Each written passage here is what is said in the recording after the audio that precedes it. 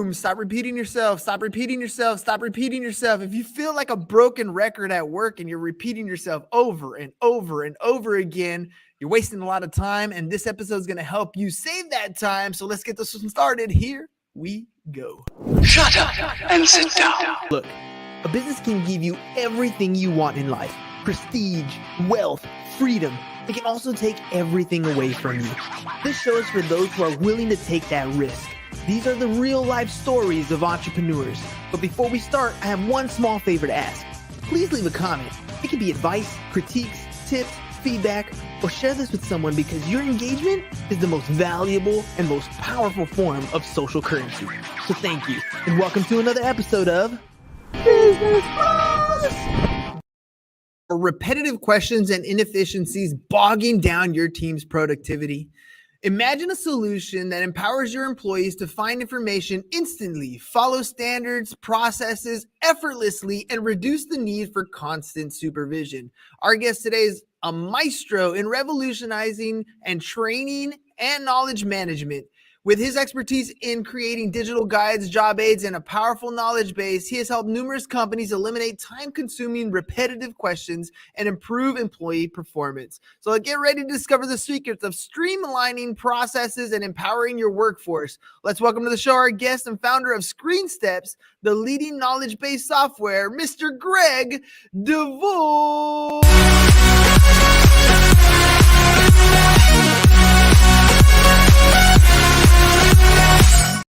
All right, Greg, we can get this party started, ready to rock and roll. I'm ready. All those people in that video seem to have more hair than both of us. Combined, right? Yeah. It's been a couple years now for me. All right, man. Let's do this thing.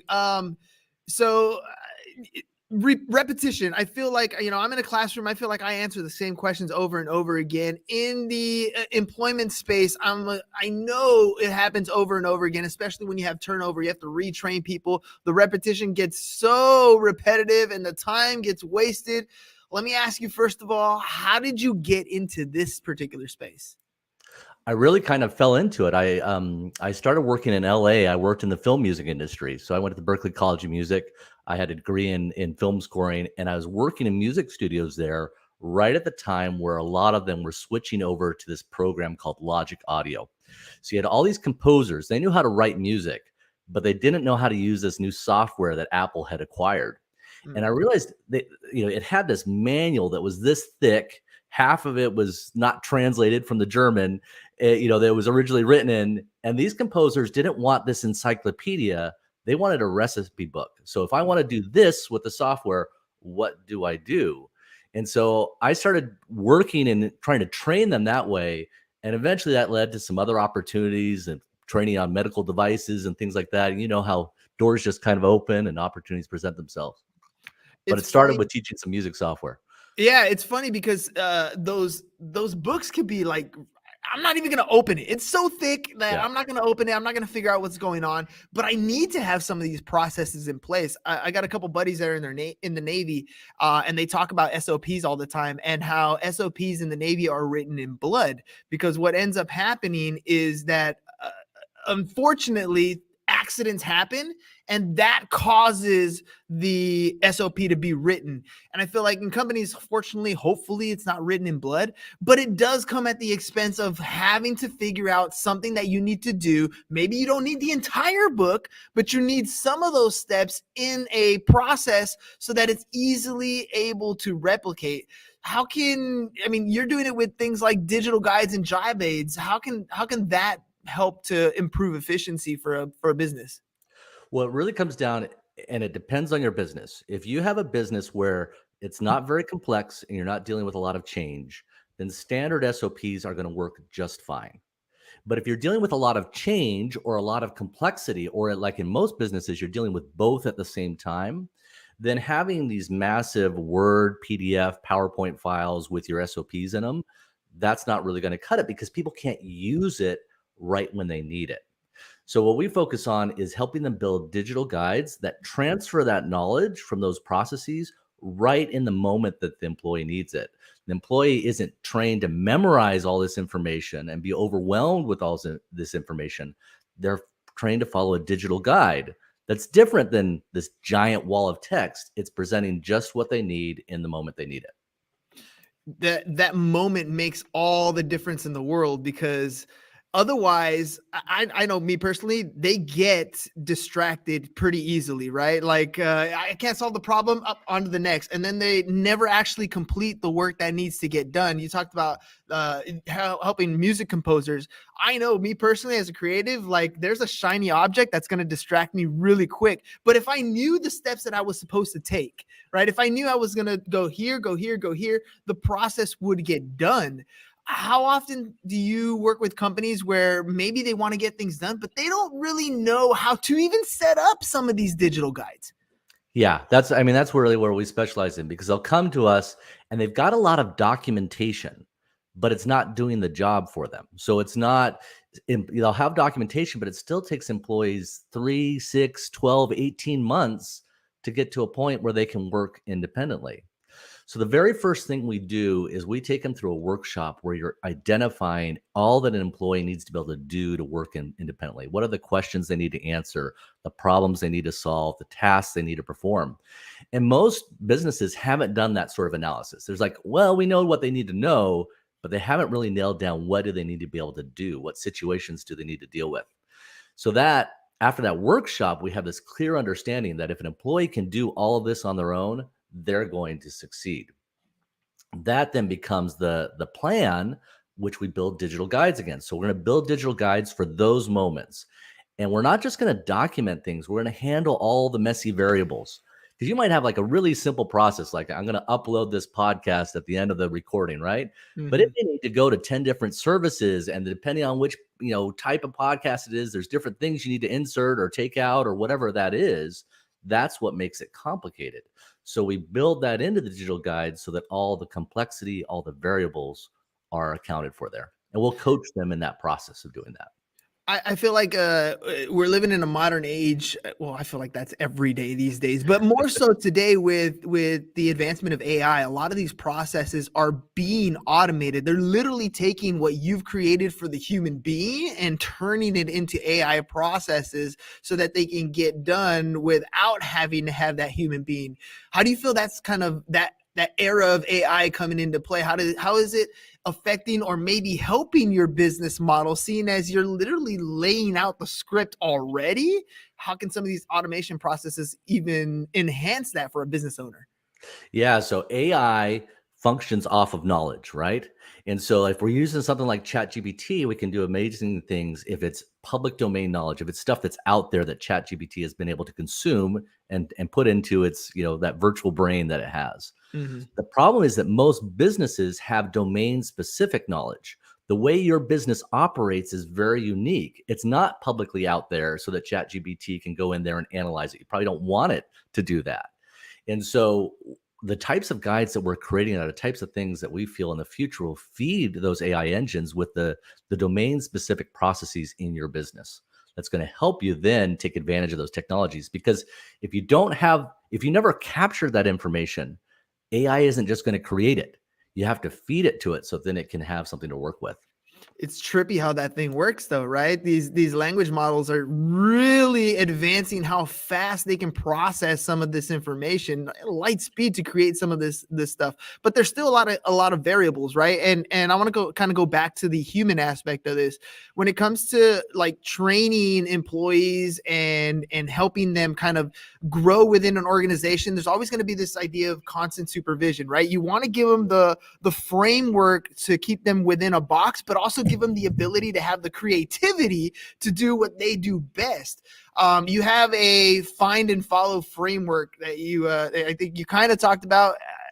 How does that kind of help enhance the process, but also empower those employees to work independently within this like box that we kind of create for them?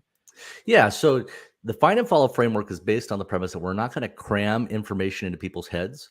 We're going to create digital guides that they can find and follow when they need them. Now, it's not that simple that I can create a digital guide and anybody's going to be able to follow it, because when you're working in a business, there's certain foundational knowledge that you need. You need to understand the types of customers you're working with, the software tools you're using, the high level procedures in your business, what you do. But if you have that background information, then we can create digital guides that when this situation comes up, the employee can find it and follow it. So in the training, what happens is instead of sitting through PowerPoint lectures and endless classroom time, where you're a teacher, how much do you expect your students to remember after a lecture you've given to them? I wish they would remember more, right? But it's not very high, right? Our No. brains aren't meant to retain information that completely. So what we do is instead we just give them the background information, and then 90% of training is practice scenarios where, hey, we're going to give them, hey, here's a scenario. Load up the digital guide and work through it. So they're going to bring up the digital guide and they're going to go through that scenario. We'll give them another scenario and another scenario. And what they're practicing, it's like they're practicing learning to use a GPS instead of memorizing a map. So they get very comfortable using those digital guides, and now they're going to leave training much more quickly, much more confidently, and ready to adapt to change. So if that process changes, doesn't matter. They've got a digital guide. They're just going to follow it. If a new situation comes up that they haven't encountered before, doesn't matter. They're used to using digital guides. They can bring that up and they have the context to use it successfully. And this is, to me, where a business can really scale at this point, right? Because you literally have the processes in place. If you have turnover, if somebody happens to leave that position, the training for that new employee to come in and take over is really bogged down. Like there's no long training process because they're literally following these guides that are put in place. So it allows you to really bring people up to speed quickly and and really scale that company. I always feel like a story always kind of tells it better than kind of talking about the data and the analytics and the processes. Do you have a success story of a company that you've helped kind of implement the process so we can kind of see it? Yeah. So we worked with a company that are actually there in Southern California, and it was a very complex situation they had. They had lots of legacy systems, customer support organization. It would be typical for a new agent coming in for it to take up to a year before they could handle some of those more complex procedures. So what happened is all these less experienced employees are always having to escalate things up to the more senior supervisors. And the supervisors can't even supervise at this point. They're just having to do everybody's work. Mm-hmm. I just spoke with them last week. That time of 12 months to become proficient, they had just hired a new training class in April. After less than a month, they were completing tasks that it previously took a year to complete. And these employees who had been trained in this find and follow method, they're 2 to 3 times as productive as their tenured employees, the ones who have been there for a long time, because they're not overloading their working memory when they're doing the tasks. They're using checklists, they're using decision trees, and they're just much more capable to the work. So when you reduce that time to do a task from learning to do a task from 12 months down to 1 month, that transforms a business, how it operates, how people feel in the business. And you can use some of these processes and decision trees, I'm assuming, for things like telemarketing and sales calls and sales trainings, right? Where you have certain objections or certain answers to questions, and it allows people to kind of work through a script essentially to get the customer to go where they need to go or to complete a process where it needs to go. The process that you're implementing here, it is for various aspects of a company, everywhere from operational and procedural to marketing to sales, right? Yeah, so we're just working with a group that does that. They do outbound telemarketing, right, and outreach. And the owner of the company, they were starting to lose some clients because the quality, what they were making mistakes. And he asked his employees. They had all this documentation. He did a poll, and over 2/3 of them never used the documentation. They would just ask their neighbor. So it's like the telephone game. Everybody's doing it differently, and it's getting passed around, and it's total inconsistency, which was causing them to lose customers. And so we're working with them now to build out exactly what you're talking about, these detailed guides. So now the agents will be consistent, because we're not just giving them a Google Doc. We're giving them something that matches what they need in the moment they need it. We said how AI is kind of using the knowledge that is necessary to build some of these procedures that they're working with. And you're kind of doing the same thing. You're like, you got to use a knowledge base in order to build it from here. So if a business is considering implementing a knowledge base, what are some of those key functionalities that they should look for to kind of ensure that it's a streamlined user experience and that they're like effectively using the information that they have, their knowledge management? Well, the first thing is make sure it's not just a glorified Microsoft Word. If all it will let you do is add text and images and you can't really design a knowledge experience, it's not going to be enough to help people use this when they need to perform. Because if your knowledge guides are these super long things, they only get used the first time. And then everybody starts working from memory, and that's where the mistakes come in. So you have to design guides that work for that first time user and that person that's going to use it 100 times. That can involve like an interactive checklist where you have just a checklist of items for that more experienced user, but you can expand out step-by-step details for that new employee. Or it might be a decision tree where the article is actually asking you questions and then walking you through a process based on the answers you give. When you have that type of article, it's much easier for a newer or less experienced employee to follow than it is if you give them this big wall of text that has a bunch of if-then statements in it. So the real question is it going to help you design something that somebody can find and follow without needing supervisor assistance?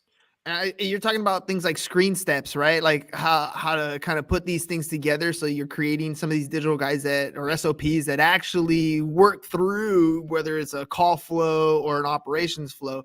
So what makes them so user-friendly and not so technical? Because I'd imagine sometimes you can give somebody too much information up front, especially when they're having a conversation with a client. Having too much on the screen might be distracting. How do you make them user-friendly? Well, you're exactly right. It really does make it distracting. And our goal is always it has to be findable, followable, and scannable. We say scannable because you have to be able to scan it while you're talking to someone. Somebody using this guide, it should not slow them down when they're interacting with a customer. It should actually speed them up. And so one of the things we do in ScreenSteps is give you tools so you can bring in like using screenshots. That's super helpful while you're on the call with someone because I don't have to read instructions and then figure it out where it is on my screen. I can see, big arrows of where I need to go, headings, just short text, short questions that are going to guide me through that, suggested prompts of what I should say at certain points in the conversation. All those things I'm presenting just what they need, and I'm highlighting it in a way that I'm not overwhelming them with information when they're on the call with the customer. I like that. They're little suggestions, right? Because at the end of the day, we as humans are going to make things up as we go. We're going to change, get distracted. Everything's going to happen. So to have a little suggestion on either bring the conversation back or this is where we should be focusing on, it gives the person on the other side kind of that ability to be a little flexible. But it's also tracking data, right? I'm assuming you're literally clicking on that next step. You're knowing when you use that next prompt. You're collecting data as the conversation's going, which essentially means you're using the analytics in your process to improve the process overall. Am I getting that correctly? Like, are you literally leveraging the data as you're collecting it once you've already kind of created it? Well, you're using the data. It provides a couple of things for you. One, it provides accountability, right? If you have these procedures, we had one group, they were training 2 new people. One was just killing it, and the other was just kept making mistakes. They both said, hey, we're using the knowledge base all the time. Well, they will and look at the analytics. The one person's looked at 400 articles in the last 2 weeks. The other person looked at 2. So you've got now a level of accountability for people being correct in their procedures. But you also have the ability, which I think is what you're getting at, to then fine tune these procedures. So we had another customer that once they got everybody troubleshooting, they were a medical device manufacturer. They're troubleshooting medical devices over the phone. Super hard stuff, right?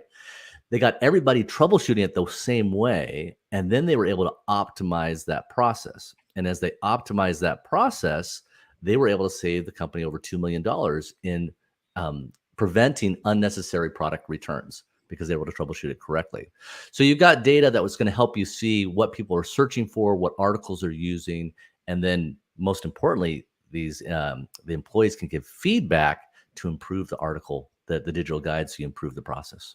But I like the fact that you're also tracking how much they're even reading. To have somebody that's going over 400 articles compared to somebody who's going over 2. I mean, essentially what you're doing here is, hey, look, somebody's trying to improve their job and it shows. You're not trying to improve your job or improve your skill set, and it shows. Like, this is the data that's showing one way or the other. So it's helping both on the employment side as well as the customer side. So how can companies kind of leverage that data to continuously improve their own knowledge management strategies and help them make informed decisions, right? Because at the end of the day, sometimes it's the employee, sometimes it's the product, sometimes it's the customer that we're going after. So how are they using this information to kind of make a better decision when it comes to some of the things that they're doing in the business? Well, first off, the first mistake a lot of companies make is they'll say, hey, what are the articles people are using the most? That must mean there's a problem with that process. That actually, if you're trying to use this find and follow framework, you want people using these guides all the time, because if they're not relying on their memory, they're going to do it more correctly. The place where you really get the gold in the data is in the search analytics. So in the search analytics, you're going to see what are people searching for and what they're clicking on. And you look at those search terms where it's not producing any results, or it's producing results, but they're not selecting anything. Those are questions your employees have that aren't answered in your knowledge base. So you can proactively see where those problems are and create that content. The other place is where the comments is coming in. So you can see, those employees, they're trained, like they're going to improve this. They become part of the process. So you bring those in and you improve the guides continually. I'm assuming that having a knowledge base like this, having the user guides, it kind of changes and shifts the culture of the business altogether, especially amongst the staff. Because now I feel like you're creating a culture where people are continuously trying to improve. They're going in and self-learning and making themselves better within their organization, right? Within their product base, within their department, whatever it needs to be. How do you feel that having something like this kind of fosters knowledge sharing, collaboration, and just overall helps the culture of the company as a whole? It's my favorite part of what we do, is hearing those stories. So that group I told you about earlier in Southern California, talking to the director there, they said it is the greatest human experiment she's ever been a part of. There was a place, their work environment was a place people didn't want to be. It was so hard. They were so overworked that everything felt hard. It was difficult. And she said, now I see smiles on people's faces. This is a department where people want to be. They can help customers in a way they weren't able to before. And they haven't really changed who's there. They used to think it was an employee problem, but it was just the process problem. When things became clear, when they became simpler and the employees could actually help the customer, they felt empowered. They contribute back to the system. It's more collaborative. So it's just a total cultural change in how they operate and what they're able to do. And it's really fantastic to see. It's like I said, my favorite thing about what we do. I feel like a franchise is kind of that ideal example, right? They have everything down to a process that is replicatable, and it completely changes the dynamic. I don't know, man. I walk into an In-N-Out or I walk into like a McDonald's, and that thing is like everything. You get your food really quick. It's an amazing process that's being built. When you have companies that are out there that look at a McDonald's and they're like, man, I don't know if I'll ever be there, right? But they want to kind of build these processes. They have these specific processes and procedures in place, and they're looking for that standardization. How does this knowledge base kind of help them ensure things like consistency and accuracy? Because anywhere you go, no, doesn't matter whether you go to a McDonald's in California, or you go to McDonald's on the East Coast or McDonald's in another part of the world, everything is going to be the same. And I'm assuming that that's what our customers, our businesses want for their customers, is to have the same experience. So how does a knowledge base kind of help keep the accuracy in place, keep the process in place across multiple teams and departments? Well, the key is you don't have to be McDonald's from day one. They've really mastered it, right? And so what we recommend is you do what we call an 80% launch, where you look at your operations, you say, where are 80% of the mistakes happening? Where's 80% of our time getting taken up in training and that sort of thing? And usually in most businesses, that's not as many processes as you think it is. So you may have a lot of things you're going to eventually need to cover, but if you start with those things that cover 80% of the problems, you can get a few knowledge-based guides in there that are going to save time. And once you do that, then all of a sudden you have more bandwidth to build out guides for the rest of the other situations that you have. And it really changes what a supervisor is doing. Instead of constantly putting out fires, instead of constantly answering questions, they can actually begin supervising, analyzing the business, helping improve the operations there. So my biggest advice would be, don't just think about what people need to know, analyze what they're doing, where the problems are, address that 80%, figure out what's the simplest thing I can create that will help them in the moment they need it, you'll see big improvements to the business. That's it right there. They're progressively getting better. You can become a McDonald's, but you're not going to start off as a McDonald's. And there's certain things in your company that you already know. These things, if run efficiently or automated, or if I had the skill set for my staff to run it the same way that I'm looking for each and every time, my business can go from where we are today to that next level up top. Tell me about what it actually looks like. Because we talk about guides, digital guides, and I'm sure people are probably thinking, oh, is this a PDF? Like, what does this look like? So if somebody wants to come on board, they want to start implementing this, what can they expect? Yeah, so there's two ways that people use our product for their employees, right? One is just a website. It's a knowledge base. It's like your own internal Google for your business. So they're going to go in there and going to search, how do I do this? Or how do I handle this situation? And it's going to bring that up. The other thing that we have is we have a Chrome browser extension so that you can put these guides right in the web applications that they're using. So if you have, people that are in browser, web applications all day long, they might be internal apps or different third-party apps that you're using. You can put your procedures right inside of the apps they're using. So it's one less barrier for them, following those checklists and those decision trees right when they need to. Dude, and it makes all the difference in the world. The accessibility is there. I like that whole Google search. I mean, it really is going to narrow things down. And with AI, it makes finding the answer a lot easier, especially and implementing these processes. All right. Well, what about if people actually want to reach out to you? I know we've kind of mentioned it throughout the show, but if they want to reach out and they're like, yes, this is something that I need to implement in my business, Greg, how can they find you? So go to ScreenSteps.com, and the key thing that we're going to provide knowledge-based software that you can use to get all these procedures in. But we also provide a framework, that find and follow framework, and guidance in implementing that. We really get hands-on in helping you be successful, not just buy a knowledge base and load up a bunch of stuff in there that nobody ever uses. So they can reach me there, or if you want to reach out to me via email, my email is greg@screensteps.com. You can find me on LinkedIn, Greg DeVore. Dude, I love this stuff, man. Like I literally know the power of having these SOPs put in place. My brother and I started an insurance agency. He's a big SOP guy, again, coming out of the Navy. It literally allowed him to take his business from him doing everything to him doing almost nothing. And for a business owner to achieve that dream, because they come in, I feel like entrepreneurs come into this space thinking that, right? They're like, I'm going to build this business. It's going to do really well. I'm going to have the freedom. And then they get stuck in the minutia of running the day-to-day operations.